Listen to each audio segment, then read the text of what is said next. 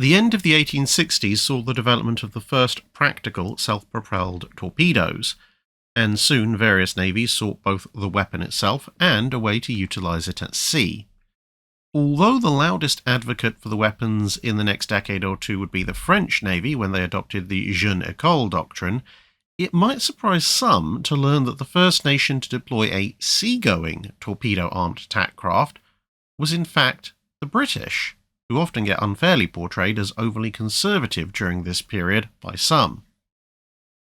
A slightly earlier vessel, the Vesuvius, was built specifically to carry torpedoes, but, being quite slow, not able to even breach 10 knots, her notional role as a night attack craft for enemy harbours was questionably optimistic at best, as even a Trafalgar-era ship of the line with a relatively decent breeze behind it might outsail her.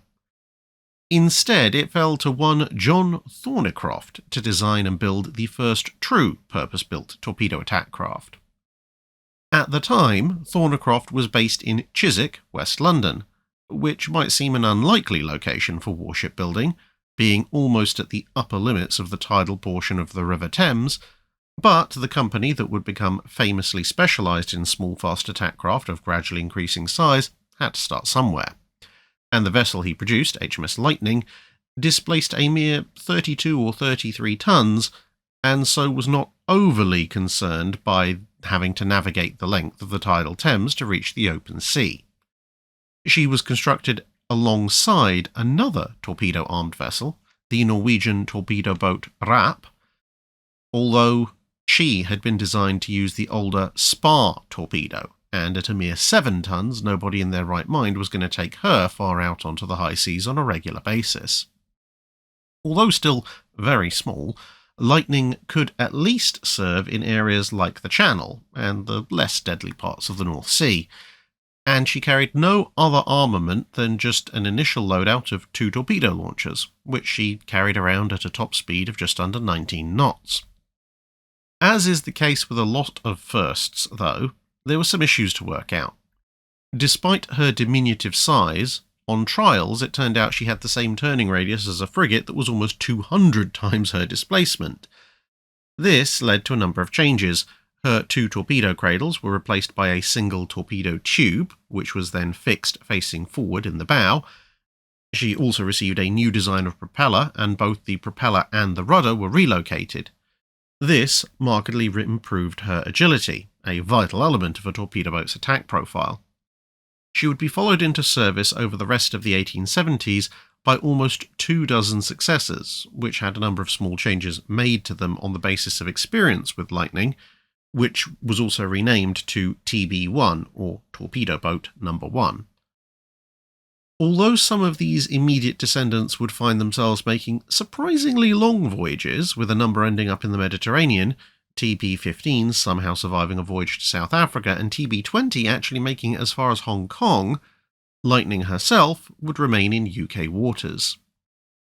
By the early 1880s, newer and larger torpedo boats were being built. These were a little bit faster, almost twice the displacement, and much more heavily armed, carrying both torpedoes and guns. So Lightning, already much experimented on, was assigned to HMS Vernon, the relatively newly opened torpedo training establishment based in Portsmouth, in 1884.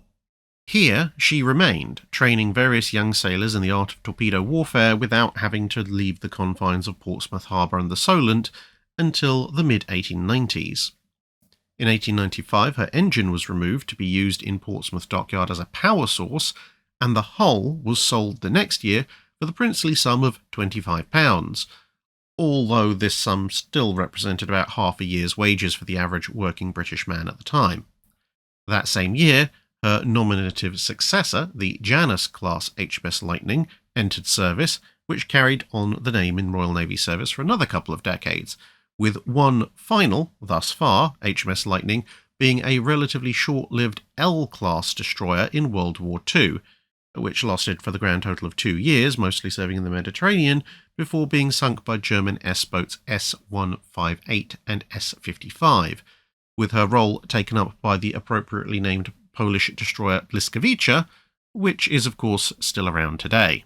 That's it for this video. Thanks for watching. If you have a comment or suggestion for a ship to review, let us know in the comments below. Don't forget to comment on the pinned post for dry dock questions.